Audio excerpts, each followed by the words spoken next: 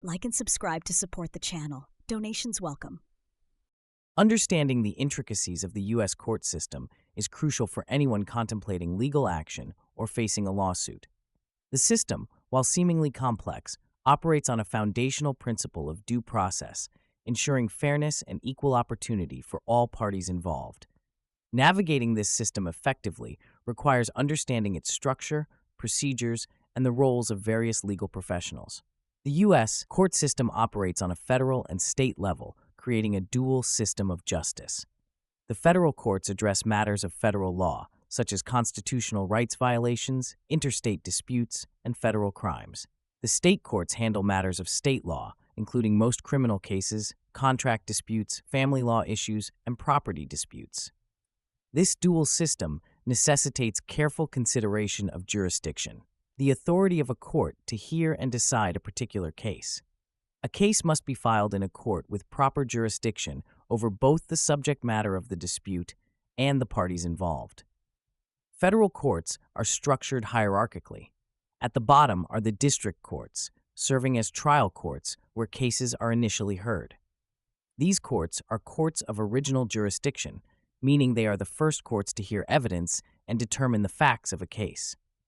Each state has at least one district court, and some larger states have multiple districts. Above the district courts are the circuit courts of appeal, also known as appellate courts. These courts review decisions made by district courts within their respective circuits. Appellate courts do not retry cases. Instead, they review the record of the trial court for errors of law. At the apex of the federal court system is the Supreme Court of the United States, the highest court in the land.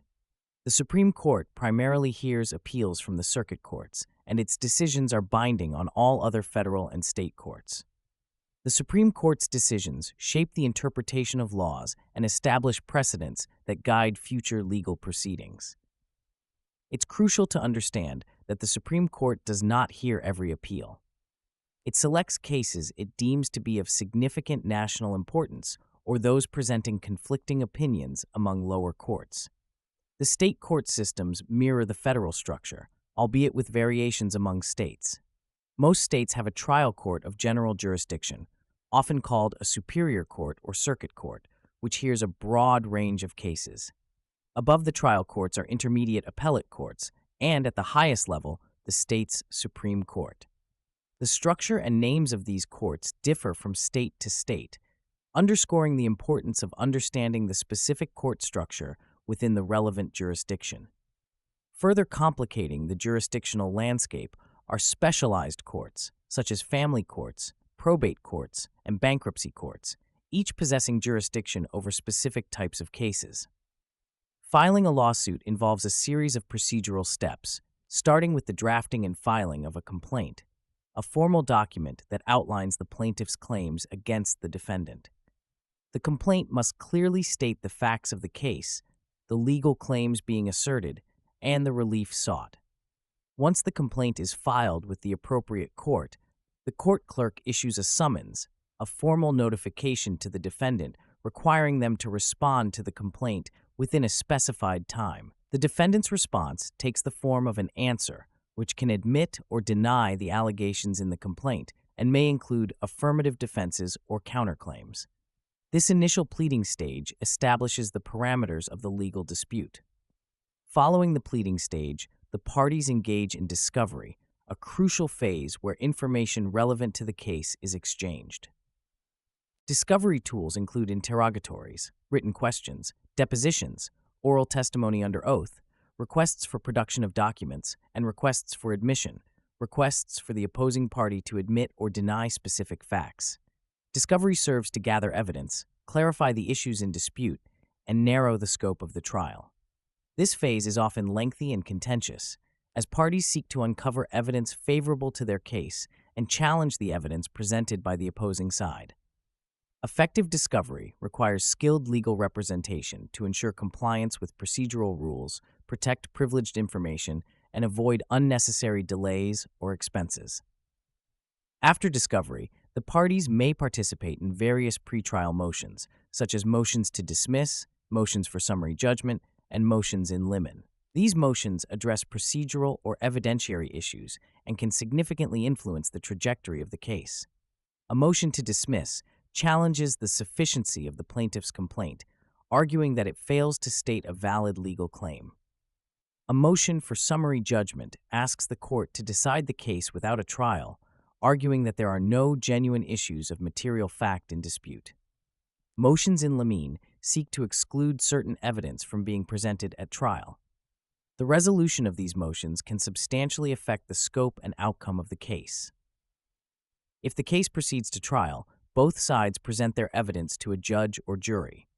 The trial involves the examination and cross-examination of witnesses, the introduction of exhibits, and closing arguments by the attorneys.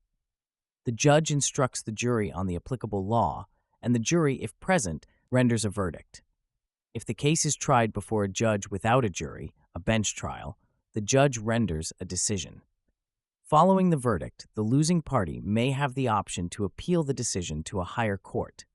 The appellate court reviews the record of the trial court for errors of law, and the process can involve multiple layers of appeals before a final decision is reached. Throughout the legal process, individuals are typically represented by attorneys.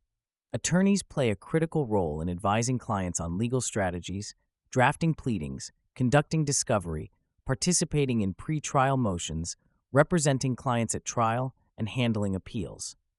The attorney-client relationship is founded on trust and confidentiality, with attorneys bound by ethical rules to protect their clients' interests. Choosing an experienced and competent attorney is essential for navigating the complex legal system and increasing the likelihood of a favorable outcome.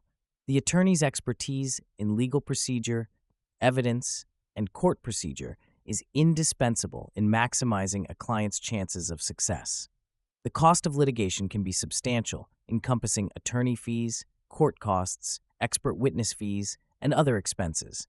This financial burden can be prohibitive for many individuals, highlighting the importance of alternative dispute resolution methods discussed earlier. However, even with alternative dispute resolution, understanding the court system and its procedures remains vital, providing a framework for navigating legal disputes and protecting one's rights. Even if a dispute is ultimately resolved outside of court, the knowledge gained by understanding this system equips individuals to negotiate more effectively and to make informed decisions regarding their legal options.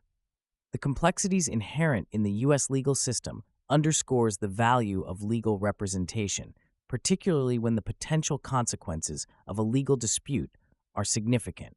A skilled attorney not only guides their client through procedural intricacies, but also helps manage the costs and risks associated with legal action. The pursuit of justice often necessitates understanding the rules of the game, and knowledge of the court system is a critical asset in this endeavor. Like and subscribe for more content.